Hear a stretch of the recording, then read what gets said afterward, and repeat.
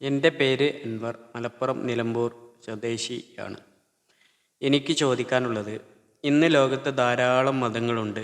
ഈ മതങ്ങൾക്കെല്ലാം പൊതുവായി എന്തെങ്കിലും സാമ്യതകൾ ഉണ്ടോ? തീർച്ചയായും വളരെ വിസ്മയിപ്പിക്കുന്നതും കൗതുകം ഉണ്ടാക്കുന്നതുമായ ഒരു പഠനമാണ് മതതാരതമ്യ പഠനം എന്നുള്ളത്. 1924 സർവമത സമ്മേളനം സംഘടിപ്പിച്ചു ശ്രീനാരായണ ഗുരു പറഞ്ഞ പോലെ വാദിക്കാനും ജയിക്കാനുമല്ല, അറിയാനും അറിയിക്കാനുമാണ് എന്നുള്ളതാണ്. ഈ വീഡിയോ കൊണ്ട് ഉദ്ദേശിക്കുന്നതും അത് തന്നെയാണ്. ആ സമ്മേളനത്തിൻ്റെ അവസാനം ഗുരു ഒരു ഉപദേശം പൊതുജനങ്ങൾക്കായി നൽകി. എല്ലാവരും എല്ലാ മതങ്ങളും പഠിക്കണം എന്നുള്ളതാണ്. ആ ഉപദേശം ഇക്കാലത്തും പ്രാധാന്യമുള്ളതാണ്. തീർച്ചയായിട്ടും മതദർശനങ്ങൾ പരസ്പരം അറിയാൻ നടത്തുന്ന ശ്രമങ്ങൾക്ക് ഇക്കാലത്ത് ഏറെ പ്രസക്തിയുണ്ട്. മാത്രമല്ല, പരസ്പരം അടുത്തറിയുന്നതിലൂടെ നമുക്കിടയിലുള്ള അകൽച്ച മാറുകയും മതസൗഹാർദ്ദം നിലനിൽക്കുകയും ചെയ്യും. ഇത്തരം പഠനത്തിലൂടെ എല്ലാ സത്യവേദങ്ങളും ഒരേ ദൈവത്തിൽ നിന്നുള്ളതാണെന്ന് മനസ്സിലാക്കാൻ കഴിയും. നിശ്ചയമായും എല്ലാ സമൂഹങ്ങളിലേക്കും നാം ദൈവദൂതന്മാരെ നിയോഗിച്ചിട്ടുണ്ട് എന്നാണ് ഖുർആൻ പറയുന്നത്. പശ്ചിമേഷ്യയിൽ മാത്രമല്ല, എല്ലാ രാജ്യങ്ങളിലും ഇന്ത്യയിലടക്കം പ്രവാചകന്മാർ ഉണ്ടായിട്ടുണ്ടാകാം എന്ന് അഭിപ്രായമുണ്ട്. ഇന്ത്യയിലെ പുണ്യപുരുഷന്മാർ പ്രവാചകമായിരിക്കുമെന്ന അഭിപ്രായം പണ്ഡിതന്മാർക്കിടയിൽ നേരത്തെ ഉള്ളതാണ്. എന്തായാലും നമ്മുടെ ഭാരതീയ ദർശനം എങ്ങനെ ബന്ധപ്പെട്ട് കിടക്കുന്നു എന്ന് നമുക്ക് പരിശോധിക്കാം. ഹൈന്ദവ ദർശനവും ഇസ്ലാമുമായി എന്തെങ്കിലും സാമ്യതകളുണ്ടോ? ഹൈന്ദവ ദർശനത്തിനും ഇസ്ലാമിനും ബാഹ്യമായ വ്യത്യാസങ്ങളുണ്ടെങ്കിലും അടിസ്ഥാന വിശ്വാസത്തിൽ ധാരാളം സമാനതകൾ നമുക്ക് കണ്ടെത്താൻ കഴിയും. നമ്മുടെ ചരിത്രത്തിലേക്ക് വരികയാണെങ്കിൽ, അറബികൾ സിന്ധു നദിക്ക് അപ്പുറം നിവസിക്കുന്നവർ എന്ന അർത്ഥത്തിൽ ഉപയോഗിക്കുന്ന പദമായിരുന്നു അൽ ഹിന്ദ് എന്ന വാക്കിലൂടെയാണ് ഹിന്ദു എന്ന പദത്തിന് പ്രചാരം ലഭിച്ചത്. യഥാർത്ഥത്തിൽ മതത്തിന് അതീതമായി ഇന്ത്യൻ ഭൂഖണ്ഡത്തിൽ ജീവിക്കുന്ന എല്ലാ മതവിഭാഗം ജനങ്ങളെയും ഹിന്ദു എന്ന പദം പ്രതിനിധാനം ചെയ്യുന്നുണ്ട്. അറേബ്യയിലെ ചില രാജവംശങ്ങൾ വരെ ഇന്ത്യയിൽ ഉണ്ടായിരുന്നതായി പറയപ്പെടുന്നു. ഗുരു നിത്യ ചൈതന്യയതി പറയുന്നു, ചില ദ്രാവിഡ വാക്കുകൾക്ക് അറബി ഭാഷയോടുള്ള ബന്ധം പരിശോധിച്ച് നോക്കുകയാണെങ്കിൽ എത്രയോ പ്രാചീനമായ ബന്ധം ഇന്ത്യക്ക് അറേബ്യൻ സംസ്കാരങ്ങളോടുണ്ടായിരുന്നതായി കാണാം. കൂടുതൽ അന്വേഷണ കൗതുകമുള്ളവർക്ക് ആർ രാമസ്വാമി അയ്യരുടെ ദ്രാവിഡ സംസ്കാര പഠനം വായിക്കാവുന്നതാണ്. ഇന്നും സിന്ധി ഭാഷ ലിപി അറബി അക്ഷരൂപത്തിലാണെന്നത് അറേബ്യയുമായുള്ള ഇന്ത്യയുടെ വളരെ പ്രാചീനമായിട്ടുള്ള ബന്ധത്തെയാണ് വ്യക്തമാക്കുന്നത്. അറബികളുടെ കപ്പലോട്ട ചരിത്രത്തിന് BC 5000-ലധികം വർഷത്തെ പഴക്കമുണ്ടെന്ന് പറയപ്പെടുന്നു. വളരെ പ്രാചീന കാലം മുതലേ അറബികൾ കേരളവുമായി കച്ചവട ബന്ധം പുലർത്തിയിരുന്നതായി ചരിത്ര ഗ്രന്ഥങ്ങളിൽ കാണാം. 3000-ൽ പരം അറബി പദങ്ങളെങ്കിലും മലയാളത്തിലുണ്ടെന്ന് മലയാളത്തിൻ്റെ നിഘണ്ടു എഴുതിയിട്ടുള്ള ഗുണ്ടർട്ട് തൻ്റെ നിഘണ്ടുവിൽ രേഖപ്പെടുത്തിയിട്ടുണ്ട്. അത്രത്തോളം സ്വാധീനം അറേബ്യയുമായി കേരളത്തിന് തന്നെയുണ്ട്. നാം നിത്യേന സംസാരിക്കുന്ന പല പദങ്ങളും അറബിയാണ്. ഉദാഹരണത്തിന് വക്കാലത്ത്, ഹാജർ, മഹസർ, റദ്ദ് ചെയ്യുക, അതുപോലെ വസൂല് ആക്കുക, ബാക്കി, വക്കീല്, അസ്സല്, അതുപോലെ ഖജനാവ്, അദാലത്ത്, അങ്ങനെ ഒരുപാട് പദങ്ങൾ അറബിയിലുണ്ട്. 2000-ഓളം പദങ്ങളുണ്ടെന്നാണ് ഗുണ്ടർട്ടിൻ്റെ അഭിപ്രായം. എന്തായാലും 5000 വർഷങ്ങൾക്ക് മുമ്പ് ഇറങ്ങിയിട്ടുള്ള ഭവിഷ്യപുരാണം അതിൽ കൽഗി അവതാരത്തെയും അനുയായികളെയും വിവരിക്കുന്നിടത്ത് പറയുന്നത് അവർ ചേലാകർമ്മം, അതായത് സുന്നത്ത് കർമ്മം ചെയ്യുന്നവരും താടി വളർത്തുന്നവരും ആണെന്ന് പറയുന്നു. പുരാതന ഇന്ത്യക്കാർ ചേലാകർമ്മം ചെയ്തിരുന്നുവത്രേ. അടുത്ത കാലം വരെ കേരളത്തിൽ നായന്മാർ ചേലാകർമ്മം ചെയ്തിരുന്നുവെന്ന് കേരള ചരിത്രത്തിൽ പയ്യമ്പള്ളി ഗോപാലകുറുപ്പ് രേഖപ്പെടുത്തിയിട്ടുണ്ട്. സിന്ധു നദീ തട സംസ്കാരം നിലനിന്നിരുന്ന കാലത്ത് വേദോപനിഷത്തുകൾ അറബി ഭാഷ പോലെ വലത് ഭാഗത്തു നിന്ന് എഴുതപ്പെടുന്ന പഹ്ലവി ലിപിയിലായിരുന്നു അത്രേ. ഇസ്ലാമിലും ഹൈന്ദവ ദർശനത്തിലുമുള്ള ചില മതകർമ്മങ്ങൾ തമ്മിലും സമാനതകളുണ്ട്. ചില പുരാതന കാലം മുതലേ നിലനിന്നിരുന്ന കർമ്മങ്ങളാണ് അവയെല്ലാം. ഇബ്രാഹിം നബിയുടെ, അതായത് അബ്രഹാം പ്രവാചകന്റെ ചര്യ പിൻപറ്റുന്ന ഒരു വിഭാഗം ഹൈന്ദവർക്കിടയിൽ ഉണ്ടായിരുന്നതായിട്ട് പറയപ്പെടുന്നു. BC 3000-ന് ശേഷം പടിഞ്ഞാറ് ഏഷ്യ തൊട്ട് ഇന്ത്യ വരെ സുമേറിയ സംസ്കാരത്തിൻ്റെ സ്വാധീനം പരന്നിരുന്നു. Doctor A. അയ്യപ്പൻ എഴുതിയ ഭാരത പഴമ പേജ് 151 പറയുന്നു, ഇന്ത്യൻ ക്ഷേത്രത്തിലെ പൂജാരിമാരുടെ വസ്ത്രധാരണ രീതി ആണ് ഇപ്പോഴും മുസ്ലിങ്ങൾ മക്കത്ത് പോകുമ്പോൾ ധരിക്കുന്നത്. ഒന്ന് ഉടുക്കുകയും രണ്ടാമത്തേത് തോളിലൂടെ ഇടും. ഇതിൻ്റെ പേരാണ് ഇഹ്റാം ഡ്രസ്സ് എന്നുള്ളത്. അതുപോലെ സമാനതകൾ ഒരുപാടുണ്ട്. അതുപോലെ കഅബയെ 7 തവണ വലം വെക്കുക, അതുപോലെ ബലിയറക്കുക. ഈ ആടിനെ ബലിയറക്കാറുണ്ട്, അതുപോലെ മൃഗങ്ങളെ ബലിയറക്കാറുണ്ട്. മൃഗബലി പണ്ട് മുതലേ ഹൈന്ദവ ആചാരങ്ങളിലുണ്ട്. അതുപോലെ തലമുണ്ടനം ചെയ്യുക തീർത്ഥാടനത്തിന് ശേഷം. അതുപോലെ തീർത്ഥാടനം തന്നെ രണ്ട് മതങ്ങളിലും കേന്ദ്ര തീർത്ഥാടന സ്ഥലങ്ങളിലേക്കൊക്കെ പോകാറുണ്ട്. മക്കയിലേക്ക് പോകുന്ന പോലെ തന്നെ ഹൈന്ദവ ദർശനത്തിലും തീർത്ഥാടനമുണ്ട്. അതുപോലെ രണ്ട് ദർശനങ്ങളും വെള്ളത്തെ പരിശുദ്ധമായി കാണുന്നു. ഹിന്ദുക്കൾ ഗംഗജലത്തെയും മുസ്ലിങ്ങൾ സംസം ജലത്തെയും. രണ്ട് വിശ്വാസങ്ങളും ശാരീരികവും ആത്മീയമായ ശുചിത്വത്തിന് വളരെ പ്രാധാന്യം നൽകുന്നുണ്ട്. പ്രാർത്ഥനയ്ക്ക് മുമ്പ് ശരീരശുദ്ധി നിർദ്ദേശിക്കുന്നു. മുസ്ലിങ്ങൾ വുളു എന്ന് പറയുന്ന പ്രാർത്ഥനയ്ക്ക് മുമ്പ് ശരീരം വൃത്തിയാക്കുന്ന ആചാരമാണ്. ഹിന്ദുക്കളും ശരീരത്തിലെ 5 ഭാഗങ്ങൾ പ്രാർത്ഥനയ്ക്ക് മുമ്പ് ശുദ്ധി വരുത്തുന്നതായിട്ട് അവരുടെ ഗ്രന്ഥങ്ങളിൽ കാണാം. അതുപോലെ രണ്ട് സംസ്കൃതിയിലും ഉപവാസം ആചരിക്കുന്ന ഒരു ചടങ്ങുണ്ട്. രണ്ട് മതങ്ങളിലും ആചരിക്കുന്ന ഒരു ആത്മീയ അച്ചടക്കമാണ് അത് ഉപവാസം.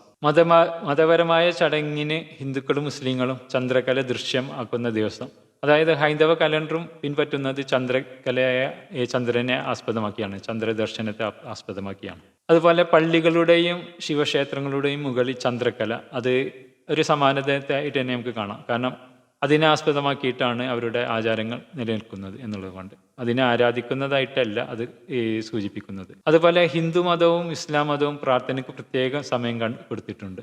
ഇസ്ലാം ദിവസം 5 പ്രാവശ്യം നമസ്കരിക്കുന്നു. ഹൈന്ദവ ക്ഷേത്രങ്ങളിൽ ദിവസം 5 പൂജകൾ കഴിക്കുന്നു. വേദകാലത്തെ ഹിന്ദുക്കളുടെ ആരാധന സമയങ്ങൾ 5 ആയിരുന്നു. അതുപോലെ തന്നെ ഹൈന്ദവ ധർമ്മത്തിലും ഇസ്ലാമിലും മതഭാഷയുണ്ട്. ഉദാഹരണത്തിന് സംസ്കൃതം, അത് അറബി തുടങ്ങിയവ. അതുപോലെ രണ്ട് മതത്തിലും മതനിയമങ്ങളുണ്ട്. മനുസ്മൃതി നിയമം, ശരീഅത്ത് നിയമം എന്നുള്ളത്. ഹിന്ദു മതത്തിലും ഇസ്ലാം മതത്തിലും ഭക്ഷണത്തിൽ ചിലവ വർജിക്കാൻ പറയുന്ന കാര്യങ്ങളുണ്ട്. അത് മുസ്ലിങ്ങൾ ഹലാൽ എന്ന ഭക്ഷണ രീതി പറയുന്ന പോലെ. അതുപോലെ ഹൈന്ദവ ദർശനത്തിൽ പറയുന്ന ചില ഭക്ഷണങ്ങൾ. മുസ്ലിങ്ങൾ ആദ്യ മനുഷ്യനായിട്ട് പറയപ്പെടുന്നത് ആദമിനെയാണ്. സംസ്കൃത പദത്തിൽ പറയുന്നത് ആദി മനു എന്നുള്ളതാണ്. ഇസ്ലാമിലുള്ള സമാനമായ തിങ്കളാഴ്ച വ്രതം, വ്യാഴാഴ്ച വ്രതം പോലെ പലവിധ വ്രതങ്ങളെപ്പറ്റി ഭാരതീയ പ്രമാണങ്ങളിലുമുണ്ട്. അതുപോലെ മദ്യവും ചൂതാട്ടവും നിഷിദ്ധമാണെന്ന് പറയുന്ന വചനത്തിന് സമാനമായ വചനങ്ങൾ ഭഗവത്ഗീതയിലും കാണാം. ദൈവമാർഗത്തിൽ ധർമ്മസമരത്തിൽ മരണപ്പെടുന്നവർക്ക് സ്വർഗവാസികളാണെന്നും ഖുർആൻ വാക്യത്തിന് അടിവരയിടുന്ന ഗീതവാക്യമുണ്ട്. മരിക്കുകയിൽ സ്വർഗമെത്താം, ജയിച്ചാൽ ഭൂമി വാണിടാം, അതിനാൽ എഴുന്നേൽക്കണം, യുദ്ധം ചെയ്യാനുറച്ച് എന്ന് ഭഗവത്ഗീതയിൽ കാണാം. സൽക്കർമ്മിയായി ജീവിച്ച ഒരു വിശ്വാസിക്ക് മരണാനന്തരം സ്വർഗത്തിൽ ഹൂറികളെ, അതായത് സ്വർഗീയ കന്യാകുമാരെ ലഭിക്കുമെന്ന വിശ്വാസം മുസ്ലിങ്ങൾക്കുണ്ട്. സമാനമായിട്ടുള്ള സുവാർത്തകൾ എല്ലാ ധർമ്മഗ്രന്ഥങ്ങളും അറിയിച്ചിട്ടുണ്ടെന്നുള്ള കാര്യം നമുക്കറിയില്ല. പരാശര സ്മൃതി 3:28 പറയുന്നത്, അമ്പ്, ഗദ, ദണ്ഡ് തുടങ്ങിയവ കൊണ്ട് ശരീരത്തിന് മുറിവേറ്റ വീരന്മാരെ സ്വർഗകന്യകുമാർ, അതായത് അപ്സരസ്സുകൾ സ്വീകരിക്കുകയും ആ വീരന്മാരോടൊപ്പം ആനന്ദിക്കുകയും ചെയ്യുന്നു. അതേ ഗ്രന്ഥത്തിൽ മറ്റിടത്ത് പറയുന്നത്, യുദ്ധത്തിൽ കൊല്ലപ്പെട്ട വീരന്മാരുടെ നേരെ ആയിരക്കണക്കിന് സ്വർഗകന്യകുമാർ കുതിച്ചു ചെല്ലുകയും ഓരോ കന്യകയും ഈ പുരുഷൻ എൻ്റെ ഭർത്താവാണ്, എനിക്കുള്ളതാണ് എന്ന് വിളിച്ചു പറയുകയും ചെയ്യുന്നു. ഇതിന് സമാനമായിട്ടുള്ള വചനങ്ങൾ മഹാഭാരതത്തിലും അഥർവവേദത്തിലും അതുപോലെ ദേവി ഭാഗവതം എന്നിവയിലും കാണാവുന്നതാണ്. ഞാൻ പറഞ്ഞു വരുന്നത്, ഇത്തരം കാര്യങ്ങളിലൊക്കെ വളരെ സമാനതകൾ നമ്മൾക്ക് കണ്ടെത്താൻ കഴിയും.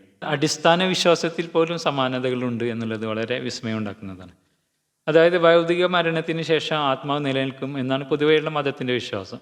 ദൈവമാണ് ആത്മാവിനെ സൃഷ്ടിക്കുന്നതെന്ന് മതങ്ങൾ പറയുന്നു. ഹൈന്ദവ ഗ്രന്ഥങ്ങളിൽ ഏകദൈവ വിശ്വാസത്തെക്കുറിച്ച് നിരവധി പരാമർശങ്ങൾ കണ്ടെത്താൻ കഴിയും. അതായത് ഉപനിഷത്തിൽ പറയുന്നു, കണ്ണിന് കാഴ്ച നൽകിയതും എന്നാൽ കണ്ണുകൊണ്ട് കാണാൻ കഴിയാത്തതുമായ ശക്തി ഏതോ അതാണ് ബ്രഹ്മം. തുമേകം വരണ്യം, തുമേകം ശരണ്യം, തുമേകം ജഗത് കാരണം വിശ്വരൂപം. നിന്നെ മാത്രം ഞങ്ങൾ ആരാധിക്കുന്നു, നിന്നോട് മാത്രം ഞങ്ങൾ ശരണം തേടുന്നു. ലോകോൽപത്തിക്ക് കാരണം നീ തന്നെ വിശ്വരൂപം. ബാഹ്യധാരണ്യകോപനിഷത്തിലെ ഈ പ്രാർത്ഥനയാണ് ഖുർആനിലെ 1-ാം അധ്യായത്തിലെ 5-ാം വാക്യത്തിലുള്ളത്. മുസ്ലിങ്ങൾ അവരുടെ നമസ്കാരത്തിൽ ഇത് ആവർത്തിച്ച് ചെല്ലുന്നു. ഏകം സത്യപ്ര ബഹുദവന്തി, ഒന്നിനെ തന്നെ വിദ്യമാൻ പലതായി കാണുന്നു എന്ന് ഋഗ്വേദത്തിൽ കണ്ടെത്താൻ കഴിയും. ആദിയിൽ ഹിരണ്യഗർഭൻ മാത്രമേ ഉണ്ടായിരുന്നുള്ളൂ. അവനാണ് സർവ്വഭുവനങ്ങളുടെയും അധീശാധികാരി. അവൻ ഭൂമിയെയും സ്വർഗത്തെയും അതാത് സ്ഥാനങ്ങളിൽ ഉറപ്പിച്ചു. അവനിൽ നിന്നാണ് സർവ്വചരാചരങ്ങളും ഉണ്ടായത്. ലോകം മുഴുവൻ ഹിരണ്യഗർഭൻ്റെ കൽപ്പനകളനുസരിച്ച് അതുകൊണ്ട് അവന് ഹവിസ് അർപ്പിക്കുക. ഋഗ്വേദം 10:121.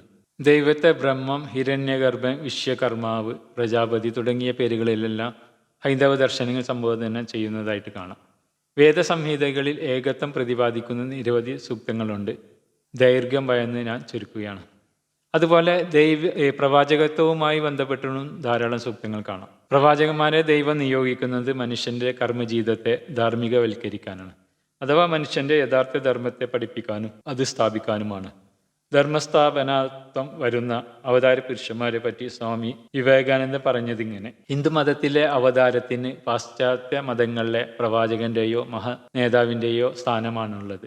സാൻ ഫ്രാൻസിസ്കോയിൽ അദ്ദേഹം നടത്തിയ പ്രസംഗത്തിൽ പറയുന്നത്. അതുപോലെ ബുദ്ധന്റെ ശിഷ്യന്മാരിൽ പ്രധാനി അനന്തൻ ഒരിക്കൽ ബുദ്ധനോട് ചോദിച്ചു, താങ്കൾ പോയി കഴിഞ്ഞാൽ ആരാണ് ഞങ്ങളെ പഠിപ്പിക്കുക? ബുദ്ധന്റെ മറുപടി: ലോകത്ത് വന്ന ബുദ്ധന്മാരിൽ ഞാൻ ആദ്യത്തെ ബുദ്ധനോ അവസാനത്തെ ബുദ്ധനോ അല്ല. സമയമെത്തിയാൽ പരിശുദ്ധനും വിജ്ഞാനിയും ബുദ്ധിമാനുമായിട്ടുള്ള ഒരു ബുദ്ധൻ ലോകത്ത് വരും എന്ന് ദീഗാനിക്കായ എന്ന ബുദ്ധ ഗ്രന്ഥത്തിലുണ്ട്. ഈ പറഞ്ഞതിനർത്ഥം ബുദ്ധൻ എന്നുള്ളത് ഒരു വ്യക്തിയുടെ പേരല്ല, ഒരു മഹാൻ മാത്രമായിരുന്നില്ല. ബുദ്ധൻ എന്ന് ഈ പ്രവാചകന്മാർ എന്ന് പറയുന്ന രീതിയിലാണ് അദ്ദേഹം അവിടെ വിശേഷിപ്പിച്ചിട്ടുള്ളത്. മനുഷ്യനെ സന്മാർഗത്തിൽ നയിക്കാൻ ബോധോദയം ലഭിച്ച മനുഷ്യരാണ്. ഖുർആൻ പറഞ്ഞ പ്രവാചകന്മാരും അതേപോലെ തന്നെയാണ്. ദൈവത്തിൽ നിന്ന് വെളിപാടുകൾ ലഭിച്ചവരാണ് പ്രവാചകന്മാർ. ഭാരതീയ വേദഗ്രന്ഥങ്ങൾക്ക് ശ്രുതി എന്ന പേര് വന്നത് ദൈവത്തിൽ നിന്ന് കേട്ടത് എന്ന അർത്ഥത്തിലാണ്. ഇതും പ്രവാചകത്വത്തിനാണ് അടിവരയിടുന്നത്. മൂന്നാമത്തെ അടിസ്ഥാന വിശ്വാസമായിട്ടുള്ള പരലോകത്തെ സംബന്ധിച്ച് ധാരാളം പ്രമാണങ്ങളുണ്ട്. ജ്ഞാനത്തിനായും ഭൂമിയിൽ ശക്തി ഉണ്ടാക്കാനായും പരലോകത്ത് ശാന്തി ഉണ്ടാക്കാനായും ഞങ്ങൾ അങ്ങയെ സ്തുതിക്കുന്നു. സാമവേദത്തിൽ ആഗ്നേയകാണ്ഡത്തിൽ 93. അതുപോലെ വിഗ്രഹ സംബന്ധമായിട്ട് യജുർവേദം പറയുന്നത് നസ്യ പ്രതിമ അസ്തി 32:3. ജഗത്തിലെല്ലാം വ്യാപിച്ചിരിക്കുന്ന നിരാകരനായ ആ പരിശുദ്ധാത്മാവിൻ്റെ പ്രതിമ, പരിണാമം, സാദൃശ്യം അഥവാ വിഗ്രഹമില്ല. സ്വാമി ദയാനന്ദ സരസ്വതി സത്യാർത്ഥ പ്രകാശം എന്ന ഗ്രന്ഥത്തിൽ. ഈ സമാനതകൾ എങ്ങനെ വന്നു എന്ന് പരിശോധിക്കുമ്പോൾ നമുക്ക് വ്യക്തമാകുന്ന ഒരു കാര്യം, ഒരേ ദൈവത്തിൽ നിന്ന് അവതരിക്കപ്പെട്ടിട്ടുള്ള പ്രവാചകന്മാരും അവരുടെ ദിവ്യ ഗ്രന്ഥങ്ങളും അതുപോലെ സന്ദേശങ്ങളുമാണ്. ഇവയെല്ലാം അത് പല രീതിയിൽ പിന്നീട് മാറ്റപ്പെട്ടിട്ടുണ്ടായിരിക്കാം. ചരിത്രകാരന്മാർ അത് രേഖപ്പെടുത്തുന്നുണ്ട്. വേദത്തിൻ്റെ കാലം കഴിഞ്ഞപ്പോഴേക്കും ആരംഭത്തിൽ വിഗ്രഹാരാധന ശീലിച്ചിട്ടില്ലായിരുന്ന ആര്യൻ ജനതയിൽ മന്ത്രവാദത്തിലും പലതരം ദേവീദേവന്മാരെ ആരാധിക്കുന്നതിന് തൽപരമായി കഴിഞ്ഞിരുന്നു. വിശ്വവിജ്ഞാനകോശം 2:251. ഇന്നത്തെ ഹിന്ദുമതം രൂപം കൊണ്ടത് സനാതന ധർമ്മത്തിലെ പുതിയ പണ്ഡിത പുരോഹിതരുടെ ഇടപെടലുകൾ മൂലമാണ് എന്നാണ് ഹൈന്ദവ പണ്ഡിതന്മാരുടെ അഭിപ്രായം. സെമിറ്റിക് മതങ്ങളായ ജൂത, ഇസ്ലാം, ക്രൈസ്തവ മതം എങ്ങനെ സാമ്യപ്പെടുന്നു?